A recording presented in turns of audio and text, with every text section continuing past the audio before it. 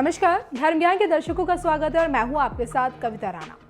बंगाल का चुनावी रण बीजेपी और टीएमसी के लिए आर पार की ऐतिहासिक लड़ाई साबित हुई थी। बंगाल की धरती पर पिछले 10 सालों से राज कर रही दीदी ने जीत का परचम तो लहराया, लेकिन इस जीत के पीछे की चुनावी लड़ाई उनके लिए आसान नहीं थी। एक तरफ देखिए बीजेपी की जबरदस्त घेराबंदी, दूसरी तरफ एक एक करके बीजेपी में जा रहे पार्टी के नेता। दीदी के सबसे करीबी शुभेंदु अधिकारी ने भी खेमा बदल दिया था। ऊपर से पीएम मोदी और सीएम योगी जैसे हार्डकोर हिंदुत्ववादी नेताओं का प्रचार प्रसार, और जो कि बंगाल का चुनाव दीदी की अस्मिता से जुड़ा हुआ था, इसलिए कांटे के इस टक्कर में पूरे संघर्ष के साथ एक पैर पर खड़ी होकर ममता बनर्जी पश्चिम बंगाल में बहुमत के साथ सरकार बनाने में कामयाब हुई और अब देखिए गोवा की क्वीन बनने की तैयारी कर रही है। जी हाँ, 2022 के चुनावी रण का आगाज हो चुका है और देखिए ना, गोवा की बात की जाए तो यहाँ 14 फरवरी को वोटिंग होगी और 10 मार्च की तस्वीर ये बता देगी कि अब की बार गोवा की जनता ने किसको चुना है। लेकिन क्या आप जानते हैं, इस बार का गोवा चुनाव काफी दिलचस्प होने वाला है, क्योंकि गोवा की चुनावी लड़ाई में टीएमसी की एंट्री हो चुकी है। इस बार सत्तारूढ़ भारतीय जनता पार्टी और विपक्ष में कांग्रेस पार्टी जैसी बड़ी पार्टियों के अलावा मैदान में ममता बनर्जी की तृणमूल कांग्रेस और स्थानीय नई पार्टियां रिवोल्यूशनरी गोवेंस पहली बार चुनावी मैदान में कूदी हैं। वहीं आप पार्टी भी देखिए इस बार मैदान में है। हालांकि पिछली बार अधिकतर सीटों पर आप पार्टी की जमानत जब्त हो गई थी। अगर यूपी से केंद्र का रास्ता जाता है तो इस बार गोवा की 40 सीटें देश की राजनीति पर असर जरूर डालेंगी।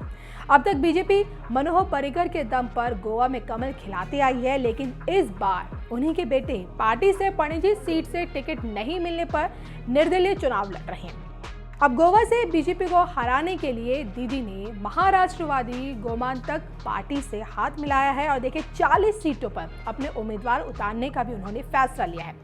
इस बार दीदी गोवा से बीजेपी का सफाया कर पाती हैं या नहीं ये तो पता नहीं, लेकिन कांग्रेस का विकल्प जरूर बन सकती हैं। ऐसे में आइए एक नजर डालते हैं ममता बनर्जी की कुंडली पर। तो देश भर के ज्योतिषाचार्यों का ये मानना है, ममता की कुंडली में उच्च का गुरु, उच्च का चंद्र, उच्च का शनि मौजूद है, जो इन्हें मजबूती दे रहा है। इसलिए आश्चर्य की बात नहीं कि दीदी अपने झंडे गाड़ ही लेती है। जहां तक गोवा की बात करें तो यह परिणाम औसत रह सकता है और कमाल की बात यह है कि परफॉर्मेंस बुरा नहीं होगा। नई जगह वो अपना गढ़ बनाने में कामयाब जरूर होंगी। तो जमीनी स्तर पर देखा जाए तो भाजपा सरकार भ्रष्टाचार के इल्जाम से घिरी हुई है और कई लोग अब बेरोजगारी और महंगाई के कारण परिवर्तन भी चाहते हैं। वैसे गोवा में प्रमोद सावंत को जिताने के लिए पीएम मोदी से लेकर गृह मंत्री अमित शाह चुनावी रण में तो देखिए उतर चुके हैं, लेकिन इस बार इन लोगों के लिए चुनौतियां कम नहीं है। गोवा की प्राकृतिक सुंदरता हमेशा से उसकी पहचान रही है, लेकिन अब यहां जो सरकार है वो गोवा की एक और पहचान सशक्त कर रही है। ये नई पहचान है हर काम में अव्वल रहने वाले, टॉप करने वाले राज्य की पहचान। बाकी जगह जब काम की शुरुआत होती है या काम आगे बढ़ता है, गोवा उसे तब पूरा भी कर लेता है। टूरिस्ट डेस्टिनेशन के तौर पर लोगों की पसंद तो गोवा रहा ही है, लेकिन अब गुड गवर्नेंस का सवाल हो तो गोवा टॉप पर है। पर कैपिटा इनकम हो तो भी गोवा टॉप पर। ओपन डेफिकेशन फ्री स्टेट के तौर पर गोवा का काम 100%। लड़कियों के लिए स्कूलों में अलग टॉयलेट की सुविधा हो, गोवा 100% फुल मार्क्स।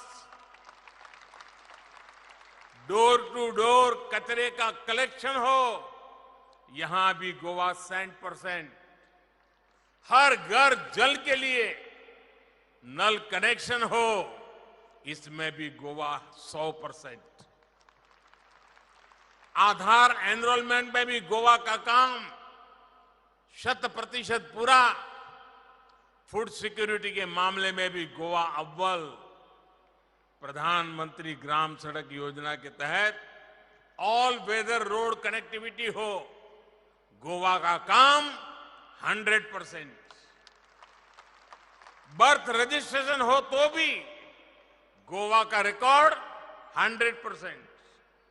ये लिस्ट इतनी लंबी है कि गिनाते गिनाते शायद समय कम पड़ जाए। प्रमोद जी, आपको और आपकी पूरी टीम को मेरी तरफ से बधाई। गोवा ने जो कुछ हासिल किया है वो अभूतपूर्व है।